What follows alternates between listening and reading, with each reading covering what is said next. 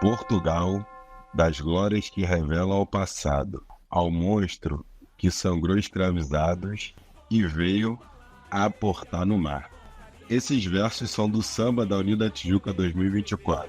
Um desfile que não obteve muito sucesso, mas revela um pouco do que nós vamos tratar no episódio de hoje aqui com o professor, doutor, historiador, Pedro Guimarães Pimentel.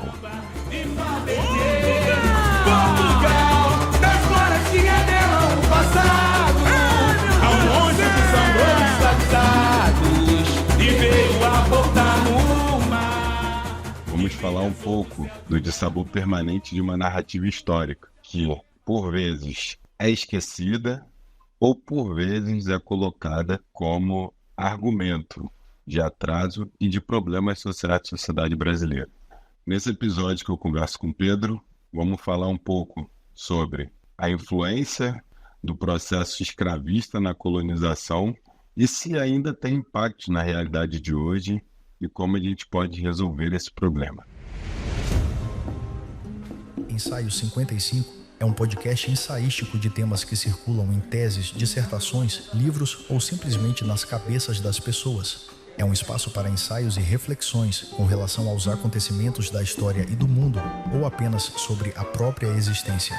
Ensaio 55, o podcast para ensaiar o futuro, onde as ideias ganham o seu pensamento. Eu sou Franco Nascimento e o ensaio vai começar.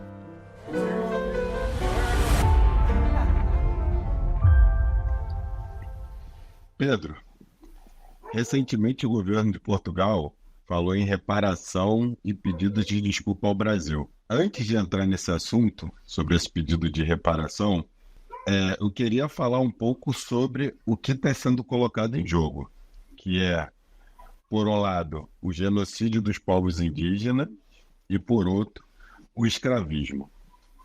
Você que, como deixei de apresentar um pouco na abertura, você é autor de um livro sobre escravismo colonial que traz uma leitura diferenciada sobre o tema. O que você acha qual é a diferença da sua abordagem em torno do escravismo colonial para as abordagens tradicionais? Boa tarde, Franco. Obrigado pelo convite. Gostaria de começar parabenizando pela iniciativa do Ensaio 55. Acho que é um espaço muito importante e relevante para a gente trocar essas ideias, como na própria apresentação do podcast, tá, né? Coisas que são pesquisadas, coisas que às vezes estão nas nossas ideias, a gente conversa, mas é importante dar viabilidade, visibilidade e escutar sobre isso, que vai criando redes de pessoas que estão se questionando da mesma maneira, né? Bom,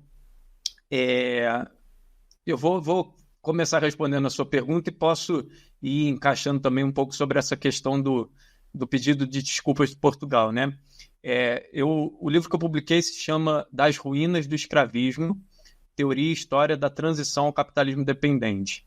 Então eu parto do historiador brasileiro chamado Jacob Gorender, que tem a sua obra magna, essa sim intitulada O Escravismo Colonial, né, em que ele argumenta que o período escravista brasileiro não foi apenas uma anomalia dentro de um capitalismo que emergia no século XIV, XV ou XVI, de longuíssima duração até os dias de hoje, e a escravidão, então, seria uma coisa contingencial, anômala dentro desse capitalismo. Na verdade, o Gorender propõe que o período escravocrata no Brasil, o período escravista, na verdade, configurou um modo de produção diferente, distinto do capitalismo. Tá? Então, a minha pesquisa ela se assenta no momento final do escravismo, uma vez que ninguém nega que, de fato, hoje, né, vivemos o capitalismo. Então, eu busco, a partir do Gorender, né, pensar o que teria sido esse período de transição.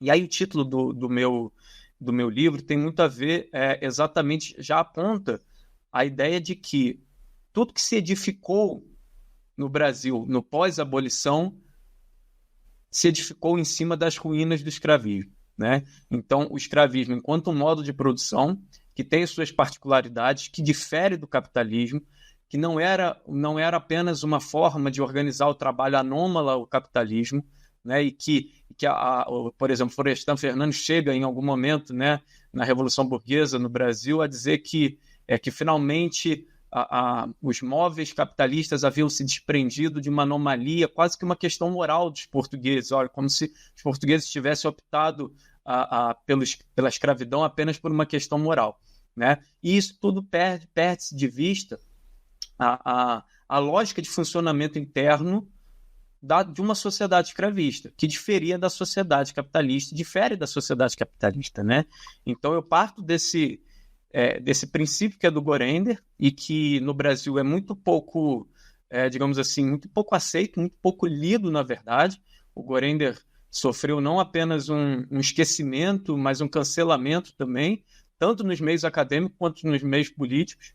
Isso é uma coisa importante de destacar, porque o Gorender, na reabertura democrática, ele não se vincula a nenhum dos partidos que estão surgindo ou ressurgindo, então ele não se configura enquanto um intelectual orgânico desses partidos. Ele era um intelectual orgânico do PCB, pré-64, então ele acaba não sendo lido mesmo, né? E é interessante também porque existe hoje uma corrente historiográfica no Brasil e fora do Brasil, que ela parte dos Estados Unidos, que está retomando a ideia de perceber as diferenças do escravismo diante do capitalismo, né? Começa com um historiador norte-americano chamado David Tomich, que é a ideia de uma segunda escravidão, né? Uma escravidão ali no século XIX, onde já havia aparecido a Revolução Industrial, que aprofunda as relações escravistas nas sociedades coloniais. Por quê? Porque a demanda por produtos agrícolas, né, dos primeiros gêneros, assim, dos gêneros agrícolas, ela se avoluma muito, né, por conta das indústrias, então algodão, café e açúcar, basicamente. E isso faz com que os proprietários escravizados, senhores de engenhos, proprietários das fazendas de café, aumentem exponencialmente a sua produção através da mão de obra escravizada. E isso faz com que o século XIX seja o período ali entre 1815 e 1850 em que se entra, né, em que se escraviza mais do que todos os 3 séculos anteriores, né? E isso há uma corrente historiográfica no Brasil hoje que está resgatando isso. Só que, na minha compreensão, o Gorender já deixou isso resolvido muitos anos antes. Por quê? Porque ele aponta que o trabalho escravizado não era algo anômalo nem episódico. Ele era uma totalidade orgânica. E essa totalidade orgânica, ela não inclui, aí chegando finalmente para te responder, Franco, essa totalidade orgânica, né? Porque o Jacó Gorender era um dos que eu acredito assim, que mais bem entendeu o que era o materialismo histórico, que não era apenas um dogma, uma receita de bolo, mas um método para se estudar a história. Então ele não parte das conclusões do Marx, mas parte dos princípios de observação e de elaboração e crítica das fontes, etc, etc. Então, a totalidade orgânica, ela envolve mais do que a organização do trabalho, ela envolve a sociabilidade, ela envolve o Estado, as leis, né? Ou seja, as normas que presidem essa organização do trabalho, e ela envolve algo que é substancial, que é a ideologia, né? E a ideologia é aquilo que conforma ou que procura manter a sociedade em conformidade, no seguinte sentido, manter cada um convencido de que aquilo é a melhor sociedade possível. Ora, para os proprietários de escravizados, né, digamos, quem cumpre esse papel são os jesuítas, né? E quem explica isso de uma maneira muito importante é o Luiz Felipe de Alencastro, um historiador também, no Trato dos Viventes, né? Ele diz, olha, era a atribuição dos jesuítas justificar a escravidão negra e defender contrário à escravidão indígena, né? Os jesuítas assumem esse papel. Então, ali estava justificada a escravidão negra para os proprietários, afirmando que eles estavam fazendo o bem a uma população que havia sido amaldiçoada lá pelos dizeres bíblicos da maldição de Cã, e dizia a partir desse mesmo argumento que os escravizados então tinham que aceitar a escravidão como um benefício, né? Um benefício para a salvação da alma. Então essa ideologia escravista, né? Ela no primeiro momento, aí eu já estou acrescentando as minhas compreensões, né? ela, num primeiro momento, ela justifica a escravidão. Só que ela é racializada desde o primeiro minuto. E aí, então, ela se soma ao o ser escravo, o ser escravizado, torna-se sinônimo do ser negro.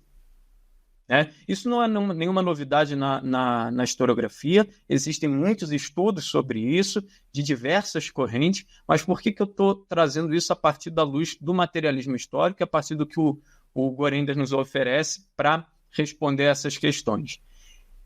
É que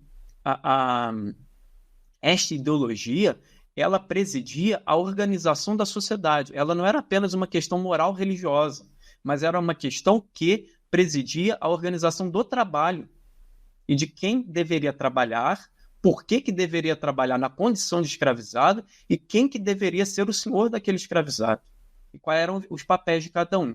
O que acontece, na minha compreensão, no momento da emancipação do trabalho, né? Aí eu não estou falando só da abolição em 1888, mas de todo o momento da luta pela emancipação do trabalho e da luta abolicionista. É que são dissolvidas as leis, mas a ideologia não.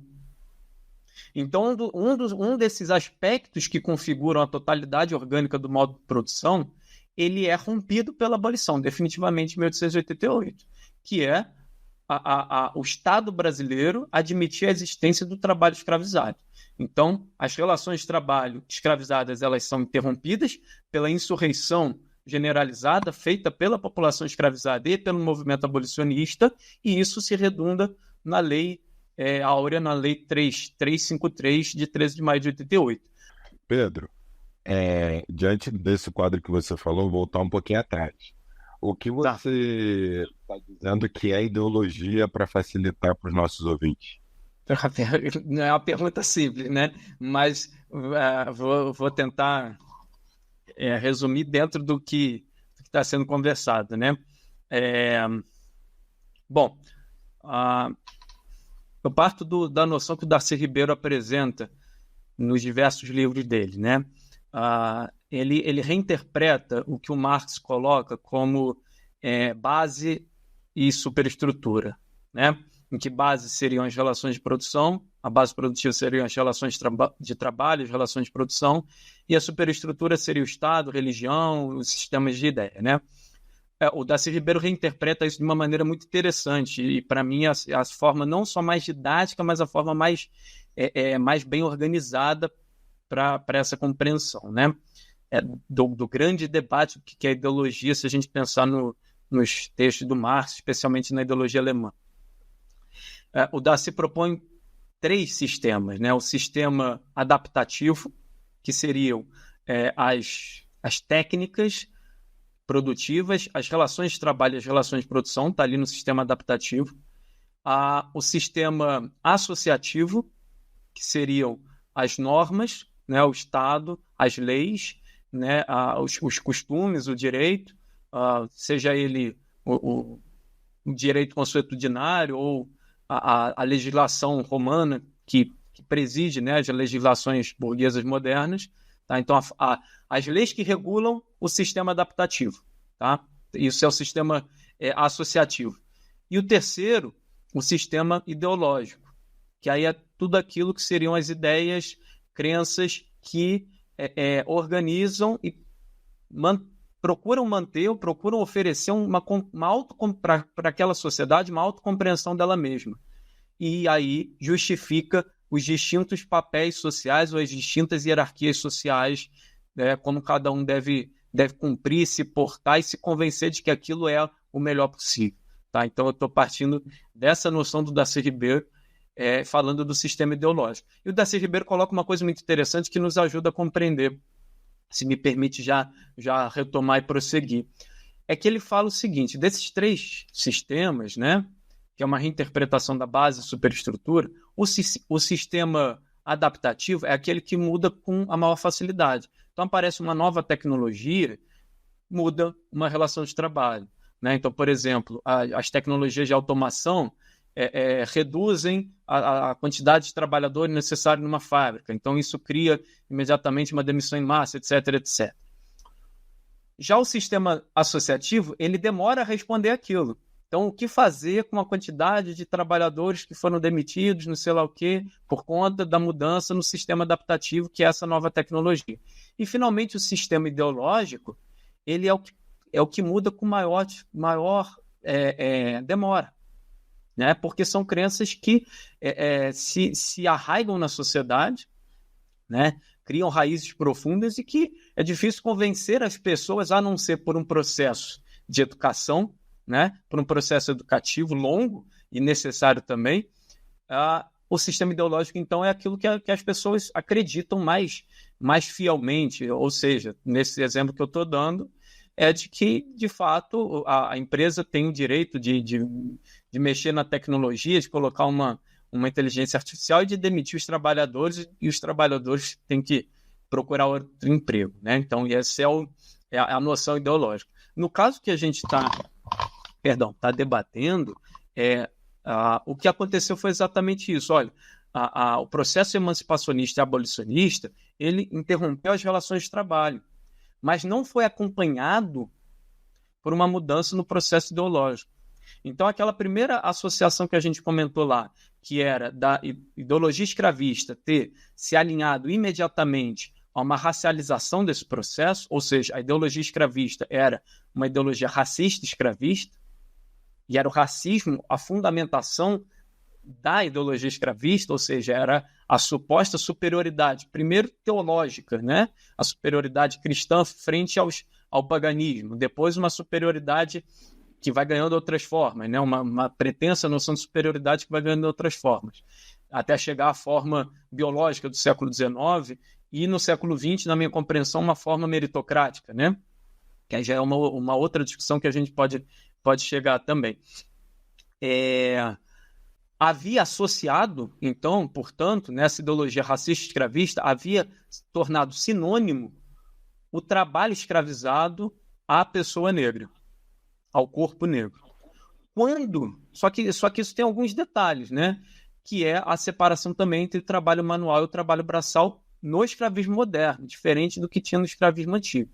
Então, no escravismo moderno, o ser negro ficou associado ao trabalho escravizado e ao trabalho manual. Quando houve o processo de abolição, esse sinônimo, retirou-se uma parte desse sinônimo. Olha, não é mais escravizado, mas manteve-se a outra pretensa dualidade, que era o trabalho braçal, portanto, deveria permanecer sendo realizado pela população negra.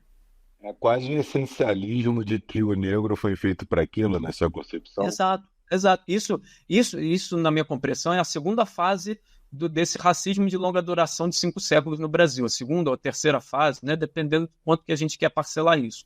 Por quê? Porque é o momento do século XVIII, final do XVIII, né, as teses biológicas do Linneu, por exemplo, em que passam a dizer que determinados corpos ou raças são mais apropriadas a ambientes e tipos de trabalho.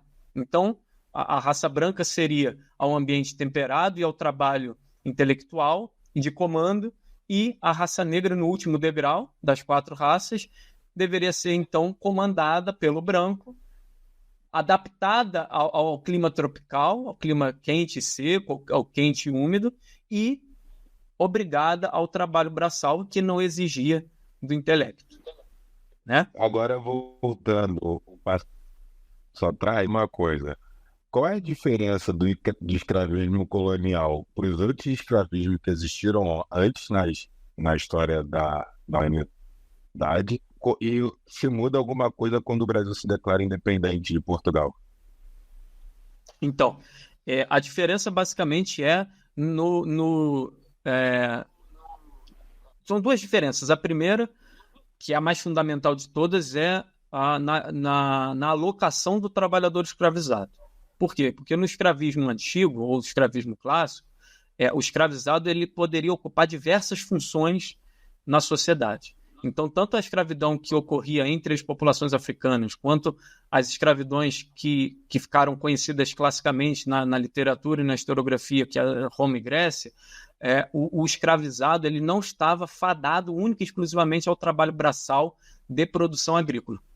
Então, essa é a primeira característica da escravidão moderna. Uma exclusividade do trabalho braçal Por isso, a separação também do trabalho de comando e o trabalho intelectual do comando e o trabalho do escravizado, uma exclusividade para o trabalho agrícola, e todos os outros trabalhos não poderiam ser realizados pelos escravizados. Tá? Mas e a questão da indústria? Também o trabalho braçal, porque terão muitos escravizados sendo utilizados nas indústrias no século XIX, as primeiras fábricas no Brasil. Então, o trabalho braçal virou sinônimo de escravidão. Na escravidão clássica ou na escravidão antiga, muitos dos escravizados se tornavam tutores de imperadores, se tornavam generais e tinham uma possibilidade de ascensão social ainda na condição de escravizado. Veja, ainda na condição, se a gente pensar no Egito, em Kemet, né, os eunucos, escravizados, enfim, ascendiam aos mais altos postos de assessoramento e conselho dos faraós na condição de escravizados. Isso também não existia na escravidão moderna. E a segunda diferença é um processo de racialização dessa escravidão moderna e também de tornar sinônimo exclusivo o africano, o corpo negro, como sinônimo de escravizado. Ou seja, ainda que, enfim, a historiografia revisionista venha dizer que tenha brancos que foram escravizados, mas isso era ínfimo do ínfimo do ínfimo e não justifica romper a noção de que a escravidão moderna é uma escravidão racializada, né? Então, mesmo porque faz parte de todo o processo ideológico de justificativa da própria escravidão. Qual foi a outra pergunta, Franco? Perdão. A diferença se existiu diferença para o Brasil independente, a escravidão colonial. Sim. Não existe. Partindo da compreensão que o Gorender oferece, que é a que eu sigo, não existe. Inclusive, o argumento do Gorender é muito interessante. Ele justifica a manutenção da coroa e da unidade territorial exatamente no compromisso pela escravidão. Por quê? Porque Pedro I e a Casa dos Bragança mantém o compromisso da manutenção da escravidão.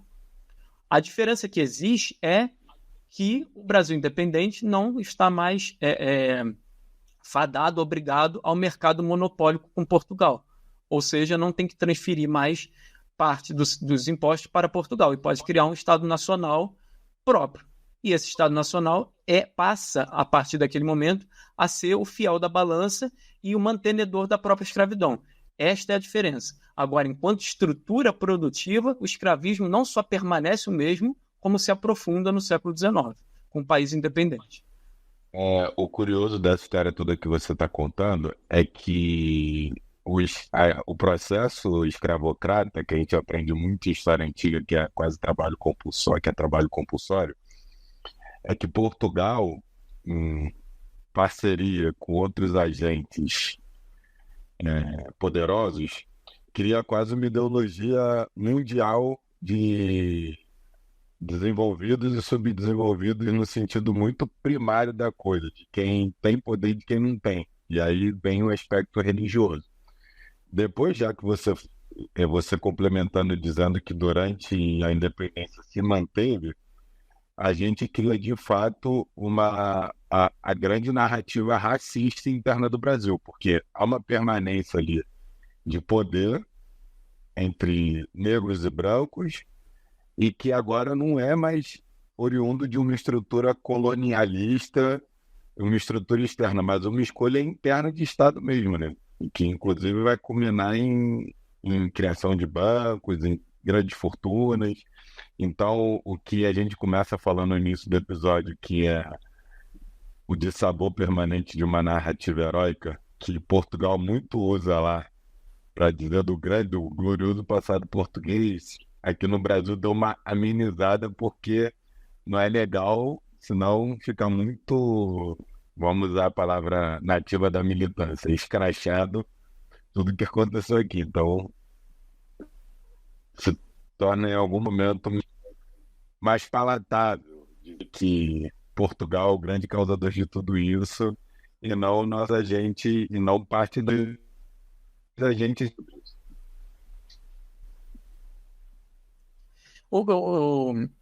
Você tocou num ponto que é interessante, porque assim, quando você fala de um passado heróico português, né?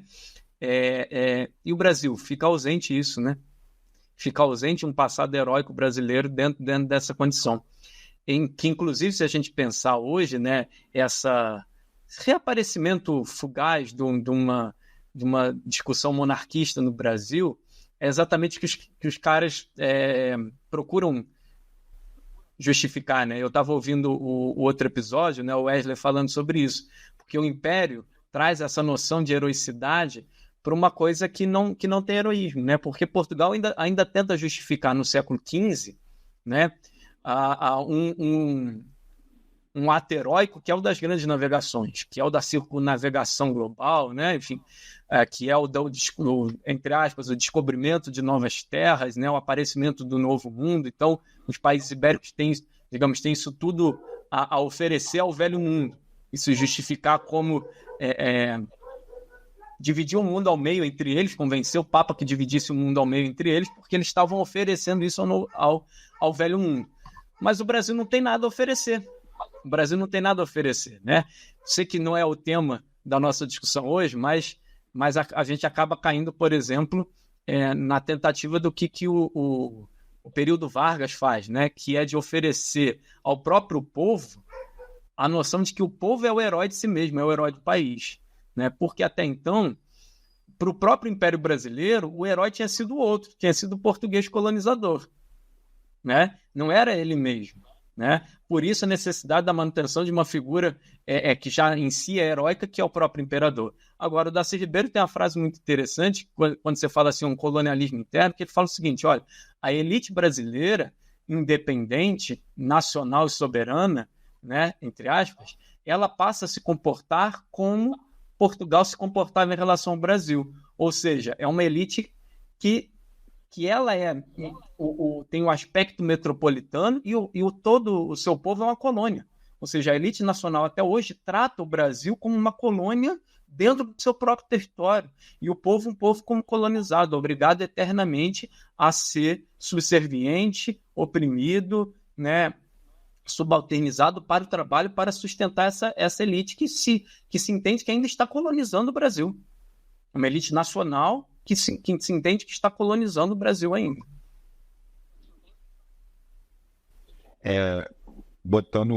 Brincando um pouco de ir e voltar no tempo, você acha que esse processo do escravismo se constituiu como uma imaginação, de fato, de achar que poderia escravizar negros, ou foi uma necessidade econômica de Portugal? Querendo entender se há condições de escolhas nesse processo. O ímpeto português tinha condições de escolha, ou esse imaginário de dizer que o negro era escravizado foi uma necessidade? Eu faço a pergunta até no aspecto de maldade, da gente pensar quem trabalha e quem não trabalha no mundo, né? Essa pergunta, assim, ela é muito difícil, né? Porque se eu interpretei bem, Franco, mas eu não vou me esquivar de responder não, tá? Mas eu acho uma pergunta difícil, porque se eu interpretei bem, é mais ou menos perguntar o seguinte, se a justificativa da escravidão vem antes da própria escravidão, ou seja, se o português decide escravizar o negro africano porque o considerava inferior, ou depois de já estar escravizando, passa a considerá-lo inferior e por isso justifica a escravidão. Então eu interpretei bem. É uma pergunta muito difícil, assim, e que requer muitas fontes, né? E eu não vou ficar em cima do muro nessa pergunta. O Alberto da Costa e Silva, né, um grande historiador e diplomata brasileiro, tem 2 gigantescos livros sobre a África, né? A Enxada e a Lança e a Manilha e o Libambo. Ele começa a responder isso de uma forma interessante. Ele diz o seguinte, olha, quem busca nas escrituras sagradas, quem busca na Bíblia o mito da maldição de Cã são os muçulmanos, no século IX. Tá? Então ele tem um capítulo, que se não me engano é o capítulo 25 da Manilha e o Libambo, em que ele fala, olha, não são os europeus, não são os portugueses, ou espanhóis, ou ingleses, que inauguram essa justificativa teológica. Os europeus aprendem com o comércio muçulmano de escravizados negros que percorria o norte da África, né, que descia um pouco abaixo daquela franja do Sahel, né, e encontrava, né, as populações negras abaixo do deserto do Saara, e vendia para o mundo muçulmano, já desde o século VIII, do século IX, que faziam essa justificativa. Então, isso começa a responder a pergunta, né? Os muçulmanos já haviam proposto para si mesmo a tese teológica de que o negro era amaldiçoado. O que a gente vai compreender como suposta inferioridade racial, ou adaptabilidade ao trabalho, isso é lá do século XVIII. Isso é lá do Linneu, né? Na taxonomia do Linneu. Tá? Então, desde ali do século IX, os muçulmanos já haviam proposto essa tese teológica. Os portugueses a repetem e a aprofundam. Tá? Então, eu acho que esse é o primeiro item. O segundo item é quando os portugueses começam aquilo que eles chamam do périplo africano e a estabelecer as feitorias, eles começam a comercializar escravizados e inserir escravizados em Portugal e na Espanha, reinserir a noção de escravidão que havia ficado muito residual durante o feudalismo. Então, eles reinserem aquilo e já encontram a justificativa para aquilo. Aquilo que eu falei minutos antes do que o José de Anchieta oferece, os jesuítas, já é uma segunda justificativa, porque está dentro da disputa, da discussão se o indígena deveria ser escravizado ou não, e o problema de Angola para Portugal. Por quê? Uma coisa que o Gorender fala também, e o Filipe de Alencastre também. Não existe o escravismo colonial em Angola. Existe o escravismo colonial no Brasil. Em Angola é uma outra configuração, inclusive da organização do trabalho, também trabalho forçado, trabalho escravizado, mas a montagem de toda uma estrutura produtiva escravista está no Brasil. Aí o Luiz Filipe de Alencastre é muito interessante que na conclusão do livro ele vai levar essa discussão também para confrontar o Gilberto Freire com a questão da mestiçagem versus miscigenação. É um outro debate. Tá? Então, assim, os portugueses já encontram nos muçulmanos essa justificativa, tá? E encontram no comércio de escravizados um comércio lucrativo. E quando os jesuítas forçam a barra pela preservação da população indígena, isso eu já estou falando no século XVII, no final do XVII, alguma coisa ali no início do XVIII, né? Quando há esse confronto entre os jesuítas e os escravistas, né? Entre os bandeirantes paulistas, então os próprios jesuítas fazem uma jogada de mão dupla. Eles dizem, não, beleza, a escravidão africana é correta por isso, isso, isso. Aí dá todas as justificativas teológicas. Mas é preciso preservar para si, para eles, jesuítas, a população indígena dentro da proposta dos aldeamentos e das reduções. E então chegamos ao momento que você me perguntou, olha, então os portugueses decidem cada vez mais pela escravidão africana porque há uma restrição da escravidão indígena. Mas, para dar uma resposta assim mais prática, o objetivo dos portugueses era, desde o início, escravizar. Eles começam escravizando, fazendo a troca ali com o escambo, com as populações indígenas inicialmente, mas logo depois é forçar o indígena ao trabalho. E se não era possível forçá-lo por uma noção de troca comercial, de excedente, quem demonstra isso muito interessante é o João Manuel Monteiro, no Negros da Terra, que é o título do livro dele, então que se escravize pela guerra justa. Quando os jesuítas dizem, olha, mas a escravidão indígena não é legal, então se aprofunde a escravidão africana, entendeu? Então, a resposta é um processo histórico, né? Não é uma resposta simples, mas é um processo histórico. Mas os portugueses aprendem com os muçulmanos e desde o princípio estavam interessados em escravizar. Juntou a fome com a vontade de comer, mas com algumas restrições alimentares. Tem um processo histórico aí de idas e vindas, mas à luz da história a gente vê que sim uma parte e não a outra. Não, os portugueses não inventam isso, aprenderam com os muçulmanos, mas a escravidão, enquanto forma de organização do trabalho, já estava prevista para os portugueses. Eu acho que isso pode ser considerado um pouco também a própria formação de Portugal, né? Teve muita influência moura, até a própria Espanha. Então, talvez. A noção de guerra justa também, né? A noção, o que fazer com os prisioneiros, né, dessa noção de guerra justa, de reconquista também está incluso nisso. Indo um pouco para frente, você uma vez, em inúmeras conversas fala que essa ideologia e essa estrutura do escravismo colonial ainda permeia questões do tempo atuais. Você poderia explicar um pouco qual a relação que você estabelece? Sim, então, é exatamente naquele período que para mim é o fundamental da história recente brasileira e que eu chamo de um período transicional, né, da transição entre um modo de produção e outro. A abolição rompeu as leis escravistas, rompeu a relação de trabalho escravista, mas no imediatamente pós-abolição não houve um rompimento da ideologia racista. A ideologia escravista acabou porque não tinha mais o objeto para justificar a escravidão. Então não havia mais necessidade de convencer a ninguém que um deveria ser escravizado e o outro senhor de escravizados. Tá? Mas a justificativa que baseava, ou que balizava a própria escravidão, que era o racismo, ou seja, a suposta diferença de adaptabilidade ao clima ou ao trabalho entre o branco e o negro, se manteve. A elite não foi educada, né? Muito se diz que era e com razão, que não se ofereceu educação à população negra para vir para a lógica do mercado de trabalho. Isso para mim de certa maneira é correto, mas de certa maneira meio anacrônico, porque esse debate é pós-40, pós-50, 60, se não for muito mais recente. Mas também tem que se dizer que assim, não houve um processo de reeducação daquilo que ia se manter elite, porque assim, o processo abolicionista rompe com a escravidão, mas a sociedade que se edifica após a escravidão, o escravismo, não é uma sociedade igualitária. Não é uma sociedade comunista, ou socialista, ou comunitarista, ou que quer que queiramos que fosse.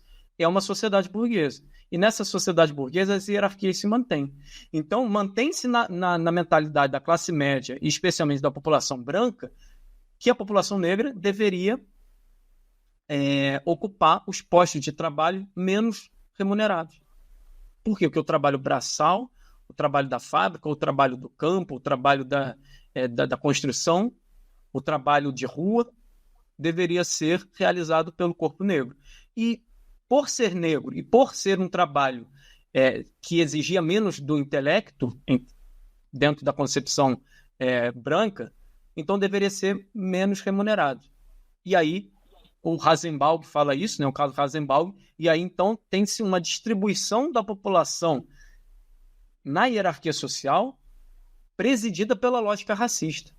Então é essa lógica racista que durante 350 anos presidiu e justificou o trabalho escravizado, e aí de um ponto de vista, pensando na dialética assim, de um ponto de vista afirmativo, ou seja, se é negro, portanto, escravizado, portanto, tem que ocupar o posto de trabalho. Tá? No capitalismo, ela vai fazer o inverso, ela vai negar o trabalho.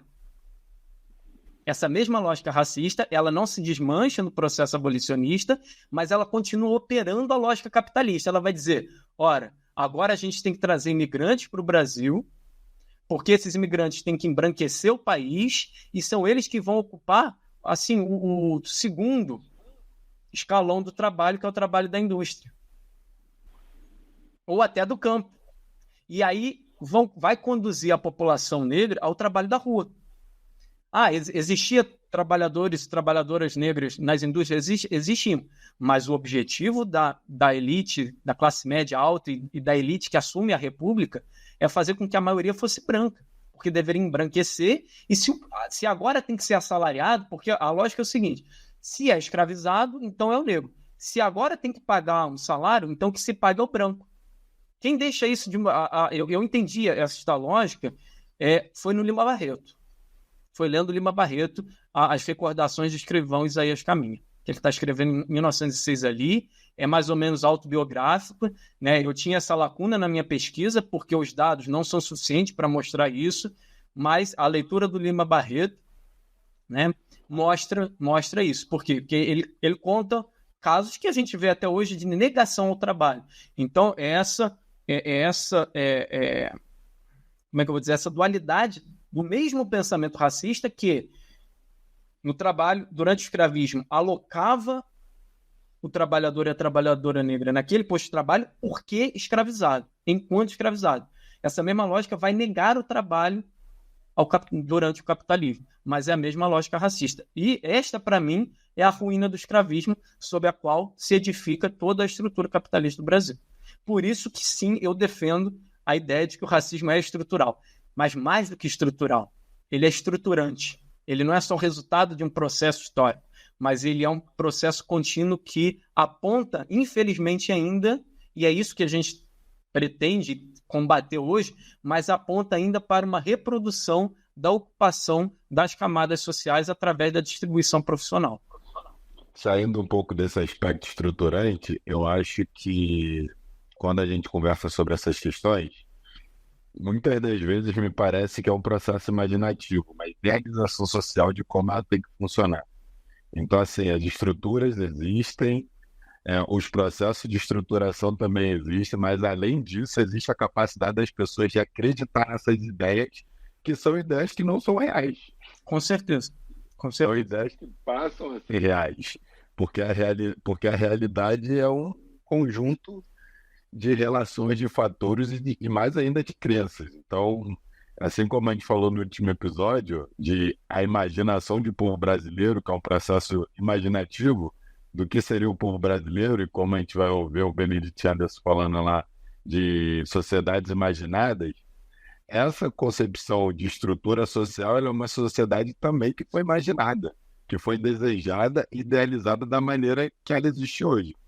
E quando a gente vai falar das anomalias, entre muitas aspas, são às vezes questões e ações de pessoas que não querem ser encaixadas nesse universo imaginativo. Eu não sei como você pensa isso e como você vê isso também na relação do mundo do trabalho atual. Então, para mim, o que você descreveu de imaginação é o conceito de ideologia, né? Quando você me perguntou qual era o conceito de ideologia, é isso que você acabou de dizer, e é o que o Marx diz. A ideologia é imaginar a realidade, interferir naquela realidade, aliás, é a consciência, né? Interferir naquela realidade e aquela realidade interfere de volta na sua prática e ali você reconduz a reformulação da consciência. Esse é o processo ideológico. Então, é isso, é imaginar quem deve ocupar cada lugar na sociedade e agir para que aquilo aconteça. Então, aí, voltando a citar o Lima Barreto, quando, né, lá no que ele relata, né, quando o padeiro nega o trabalho a ele, né, ao personagem, ao Isaías Caminha, é porque o padeiro imagina que não deve ser um negro trabalhando ali. Se ele já imaginava aquilo antes, quando tem oportunidade prática, ele nega o trabalho. Então é exatamente isso que você descreveu, e é exatamente essa compreensão que eu tenho do que é ideologia, do que é imaginar a sociedade e do que é agir para fazer com que a sociedade corresponda à imaginação. Tá? Agora, só me pergunta de novo, que eu não entendi o que você perguntou sobre o mundo do trabalho hoje, as anomalias, o que você estava se referindo a essas... Eu falei um pouco desse processo. Eu falei um pouco dessa questão de anomalia porque você aloca as pessoas a partir de uma determinada imaginação a postos de trabalho e até situações de moradia. E aquelas pessoas, elas não querem. Por exemplo, as grandes reformas urbanas ali nos anos 50 e 60 na cidade do Rio de Janeiro. Você imaginava que as pessoas pobres tinham que morar lá longe. E essas pessoas falaram, não, a gente quer morar perto também da praia, quer morar perto dos postos de trabalho, enfim. E aí houve um processo ali de confronto, porque as pessoas já moravam aqui. E a imaginação urbana, a projeção, porque a gente está falando de um projeto urbanístico, a projeção urbana, ela tem lugar para essas pessoas. Elas alocam essas pessoas onde a imaginação do projetor está pensando essas pessoas. Então é um processo de escolha, de decisão. E, atualmente, no mundo do trabalho, a gente está vendo as relações serem cada vez mais fragilizadas. E a gente sabe quem está ocupando determinados postos, mas muitas das vezes essa relação nova traz questões antes nunca vistas. Por exemplo, a organização de entregadores de iFood diante de algo que eles consideram agressivo. Então, é uma questão que a imaginação não deu conta também de alocar isso, e talvez seja até um modo que ninguém imaginou que seria possível, né? Até porque ele está falando de uma relação totalmente, assim, a princípio desvinculante, sem nenhum vínculo, mas que as tecnologias, a relação ali no dia a dia, está criando uma relação. E eu queria saber o que você está pensando um pouco sobre isso. Beleza. Então, vou te responder com uma provocação e com uma brincadeira, não para você. Mas não imaginaram isso porque não leram história, porque não conhecem a história. Sabe por quê, Fran? Porque em 1857 houve uma greve, né, que até tem um estudo recente do João José Reis sobre isso, o título do livro dele é A Greve Negra de 1857. O que foi essa greve na cidade de Salvador, né? Por que a noção de greve? Que foi exatamente uma paralisação do trabalho de rua feito pelos escravizados ao ganho, que eram os entregadores daquela época. Perdão. Então, por não conhecer a história, que a gente imagina que há muita novidade no que está acontecendo hoje, chamado desse processo de uberização, né, que é o conceito aí para englobar isso tudo, né? Eu, inclusive, também na minha pesquisa, eu compreendo que tem uma linha de continuidade entre o trabalho de rua, o princípio do trabalho de rua, durante o escravismo realizado pelos escravizados e durante o capitalismo realizado por aqueles que não obtinham o acesso ao emprego minimamente formal. E aí eu não estou nem falando da formalização do trabalho da década de 40 com Getúlio Vargas, não. Estou falando de uma formalidade de ter semanalmente ou mensalmente saber que vai ter o salário pago. Né? Que são as populações também negras nas principais capitais, tá? Em outras cidades não eram exclusivamente populações negras, mas nas principais capitais sim, São Paulo, Rio de Janeiro, Recife, Salvador e Porto Alegre. Basicamente isso. Que são obrigadas, em sua maioria, não excluindo a presença de trabalhadores e trabalhadoras negras na indústria, mas que são obrigadas, por não encontrarem acesso, como o Lima Barreto descreve, né, a um trabalho minimamente formal, impelidas a continuidade, a permanência nesse trabalho de rua, que, na minha compreensão, é a manutenção da lógica do ganho. O ganho, inclusive, na minha pesquisa, eu fui tentar entender o que era o termo do ganho, para além da noção anterior à escravidão, né? E o ganho, que hoje a gente entende como ganhar uma partida de futebol ou ganhar um dinheiro, né? O ganho era ganhar na loteria, enfim. O ganho era associado à ideia do jornal, que é um pagamento diário. Então, estar ao ganho, porque, olha só, existia durante a escravidão o ganhador livre e o ganhador escravizado, que concorriam. O escravizado deveria levar ao seu senhor ou à sua senhora a renda daquele dia. O ganhador livre deveria sustentar a si próprio. Quando o fim da escravidão, o ganho não acaba. Tem as legislações, eu dei uma estudada rápida nessas legislações, elas vão mudando ali no início da República, 1896, 1900, 1905, 4, cada hora tem um decreto novo da prefeitura que vai chamando já de ambulante, para de chamar de ganhador e ganhadeira, para chamar de ambulante, mas aquele trabalho dessa entrega na rua, do deslocamento de mercadorias pela rua, permanece o mesmo. Aí já é uma questão que, na minha compreensão, ela ultrapassa a questão da escravidão, porque ela permanece no capitalismo e ela está associada a um estudo que eu pretendo em breve fazer um dia na minha vida, não tão breve, mas pretendo dar continuidade, a questão urbana. A questão da quantidade de postos de trabalho formais e não formais, e a questão urbana, do excedente urbano e da necessidade de manutenção, né, desse transporte de mercadorias que, no Brasil, aí sim, devido ao processo escravista, mantém-se feito pela população negra.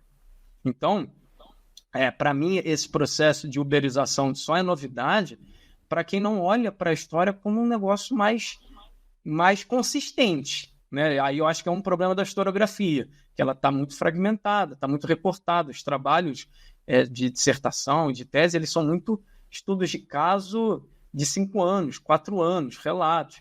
E a gente perdeu, ao longo do tempo, dentro do campo da historiografia, uma noção de durabilidade ou de transformações num período mais largo.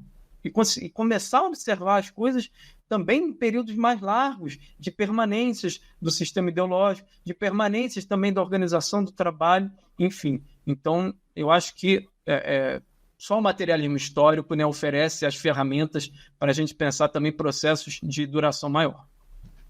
Você acha que todo esse processo de fragmentação é em virtude de subestimar a ideologia? Cara, você só taca bomba, né, Franco? É só pergunta bomba, né? Achei que ia ser uma coisa mais pragmática, a ver com as pós-graduações, mas é uma pergunta bomba. Sim, acho que sim. Acho que para essa galera, ideologia é uma invenção, né, assim, do Marx, né? Não tem, como é que eu vou dizer? Não tem concretude material, porque é abstrato demais, né? É um abandono tanto da noção de ideologia quanto um abandono da noção de teoria, né? É também uma questão, digamos, pragmática, por conta das pós-graduações. Aí eu achei que a pergunta ia ser mais fácil, né? Porque a pós-graduação exige ineditismo, então as pessoas têm que vasculhar coisas, encontrar, né, um tesouro documental novo e falar sobre aquilo.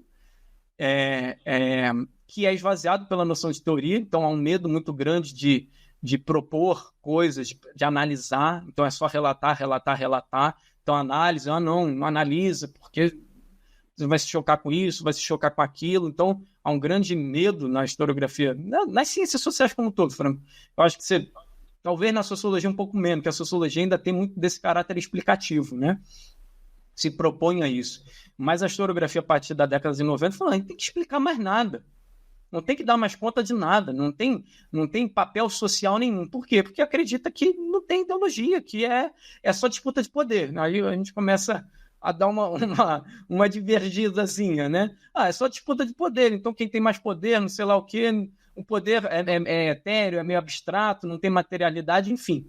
Essa reforma de pensamento toda destrói tudo isso para mim. Destrói o problema da ideologia, destrói o problema da análise, da teoria e do olhar macro-histórico, né? O macroeconômico, o macro-social. Interessante. Pedro, estamos caminhando aqui para o final. Muito obrigado pela sua participação.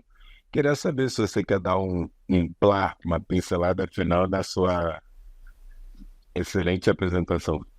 Cara, eu vou dar uma pincelada final. Nem reparei que já tinha passado tanto tempo que a gente estava chegando ao final já. Eu vou dar uma pincelada exatamente no tema gerador disso, que é a questão do pedido de desculpas de Portugal, né?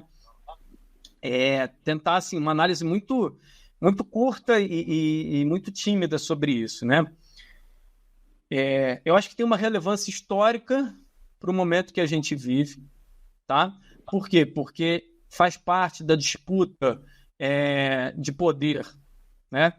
Essa, assim, uma disputa de poder dentro de Portugal e dentro do Brasil. Então, as correntes políticas que olham para o passado e querem revisitar o passado e dizer que sim, foi errado, então está inserido ali. Então, Portugal fazer isso está dentro de um contexto político muito restrito também. Agora, tem que ser acompanhado por outras coisas, né? Porque tem que ser acompanhado por uma mudança, porque, assim, o passado é irreversível. O que a gente pode modificar é a compreensão dele. O que aconteceu, né, essa brincadeira lá que você compartilhou, né, Franco, com a gente nas primeiras aulas do curso de História, o passado é irreversível. o que a gente pode fazer? Então, assim, pedir desculpas sobre o passado não vai mudar o passado. O que a gente precisa fazer é encarar, né? Se é que quer encarar, que esse pedido de desculpa não é apenas para inglês ver, para a gente manter uma brincadeira séria que tem a ver com toda essa discussão, né? A lei para inglês ver de 1831, que era a lei que deveria proibir o tráfico. Então, se o que Portugal fala não é só apenas para inglês ver, é que isso tem que estar associado a uma política efetiva do combate do racismo e do combate ideológico e prático do racismo, ou seja, nos 3 níveis que o Darcy Ribeiro propõe, no sistema associativo, adaptativo, associativo e ideológico. Então, esse pedido de desculpas, ele tem que ser assim, olha, daqui para frente isso não pode mais acontecer. Não só, claro, o que já aconteceu no passado, a escravidão, né, mas aquilo que sobrou da escravidão, o pensamento racista, né, a distribuição do poder, a distribuição do trabalho. Esse pedido de desculpas e de reparação histórica, a reparação histórica não é a reparação para o passado, é a reparação para o futuro. A palavra histórica aí tem que englobar presente e futuro, e não apenas ficar no passado. Então, te respondo, né, fecho a minha participação respondendo ao tema gerador, que era isso. Então, estamos ficando por aqui. 7 companheiros que participaram aqui, Pedro, Bel também, que faz parte do nosso trabalho aqui do podcast.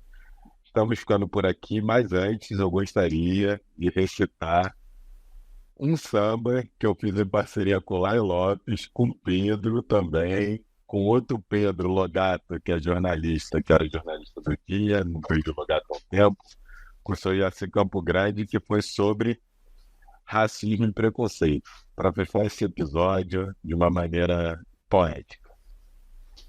Jogado ao limbo, sob o olhar voraz da cor. Quem provou desse dissabor, sabe bem o que digo, irmão. Algoz da evolução, trama novas correntes. Ardor intermitente, expõe as cicatrizes da nação. É dessa maneira, com o nosso samba, que a gente fecha, que o Pedro está mostrando a camisa, infelizmente. Você podia fechar cantando o refrão, Franco. Deixa para próxima.